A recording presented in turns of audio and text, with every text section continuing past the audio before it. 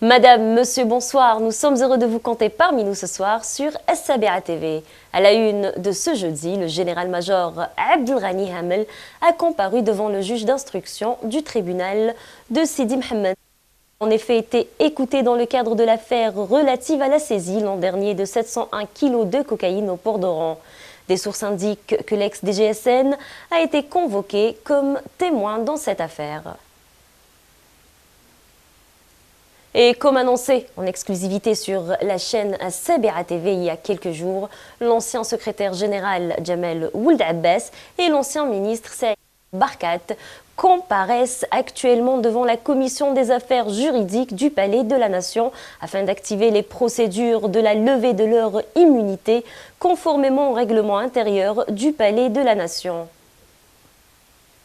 Le chef de l'État par intérim Abdelkader Ben Salah a mis fin aujourd'hui aux fonctions de Sebaibi Mohamed, président de l'organe national de prévention et de lutte contre la corruption. Toujours dans l'actualité nationale, ces dernières semaines, plusieurs dossiers liés à la corruption refont surface. Maintes personnalités ont été auditionnées à ce propos. La justice semble prendre les choses en main. Yannis Saïd Belkacem, vous en... Depuis le 30 avril dernier, le général du corps d'armée Ahmed Gaïd Salah a affirmé qu'il détenait de lourds dossiers de corruption. Depuis le départ d'Abdelaziz Bouteflika, l'armée entend mener une opération main propre dans sa lettre qui s'adresse au peuple. Les services du ministère de la Défense nationale détiennent des informations avérées concernant plusieurs dossiers lourds de corruption dont je me suis enquis personnellement, dévoilant des faits de spoliation des fonds publics avec des chiffres et des montants faramineux. L'armée algérienne semble vouloir devenir le fer de lance de la lutte contre la corruption dans le pays et pas que. Les citoyens appellent à ce que la justice soit faite. Un appel clair des citoyens pour que la justice règne enfin dans un pays en attendant l'interaction des autorités concernées qui jusqu'à présent fait d'orant. Joint par nos soins ce matin, l'avocat et conseiller judiciaire Amin Sidhoum s'est exprimé au sujet de ces affaires de corruption. Je vous propose de l'écouter. De la corruption, il ne va pas être traité en une semaine ou en un mois, parce que la corruption est tellement profonde dans la société algérienne et dans les Hautes-Serres que c'est un sujet quand même beaucoup de temps, ça fait d'une part. Et d'autre part, il ne faut pas oublier aussi qu'il y a le principe de la présomption d'innocence. Pourtant, le procureur et le procureur général est soumis à l'article 11 du Code de procédure pénale qui l'oblige à informer l'opinion publique quand il s'agit de sujets quand même importants. Un hélicoptère militaire s'est écrasé ce matin aux environs de 8h30 sur la piste de l'aéroport Guémar dans la wilaya d'El Oued. Le pilote et le copilote ont été blessés lors de ce crash et ont été évacués vers une structure sanitaire de la région.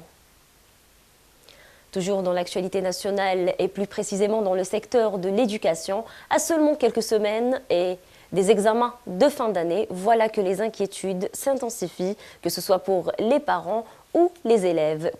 Couverture de Mejda Cheloui.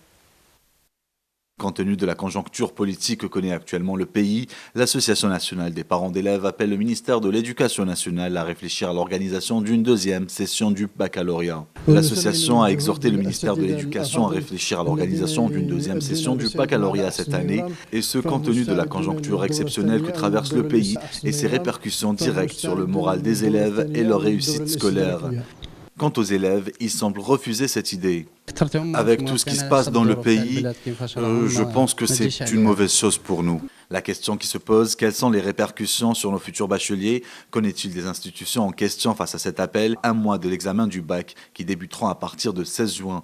Il faut croire que depuis le départ de Nouria Ben Rabrit, rien ne semble plus aller dans le secteur. Forcément, la grande mosquée d'Alger fait toujours et encore parler d'elle, que ce soit en mal ou en bien, elle est souvent au cœur des débats. Récit de Yannis Saïd Belkacem. Depuis le lancement du projet de la Grande Mosquée d'Alger, elle ne cesse de faire couler de l'encre. Après l'annonce de la fin des travaux et avant sa mise en service, durant le mois de sacré du Ramadan, voilà que l'infrastructure revient au cœur des débats. Cette fois, il s'agit d'une série de photos prises par des touristes étrangères à l'intérieur de la mosquée, publiées les réseaux sociaux. Ces images ont provoqué l'indignation de certains Algériens qui estiment qu'il s'agit d'un manque de respect envers ce site religieux. Les gens ont tendance à oublier que l'islam est la religion de la tolérance. Pour preuve, l'histoire du Arabi qui à l'époque du prophète avait uriné dans une mosquée et lorsque les gens l'ont malmené, le prophète avait pris sa défense en expliquant que l'islam est là pour comprendre les raisons qui ont poussé cette personne à agir de la sorte et non le condamner d'emblée. Et pour finir, aujourd'hui coïncide avec le 500e anniversaire de disparition de Leonardo da Vinci. Un hommage atypique, du moins que l'on puisse dire, lui a été rendu à cette occasion. Je vous propose de découvrir de quoi il s'agit. Une première dans le monde. À l'occasion des 500 ans depuis la disparition de Leonardo da Vinci, Colin MacArthur a créé une montre inversée. Et oui, ça existe, comme quoi rien n'est impossible.